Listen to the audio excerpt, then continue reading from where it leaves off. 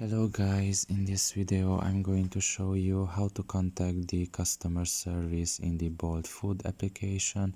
The first thing you need to do is enter the app. Once you are done with that and you are in the home page, you should look at the bottom of your right corner and there you will see your profile. Press on it, and here in this page you should just press on the support section. And after the new page has loaded in, you can see here the contact a support agent. You can just press on it and you can see that you have just contacted basically a support agent. In this case it's going to be an AI. You can see the first message here, hey well, how can we help? And you can just write in here your problem, and from there on you can just chat about it with this support assistant. So pretty much this is all about it.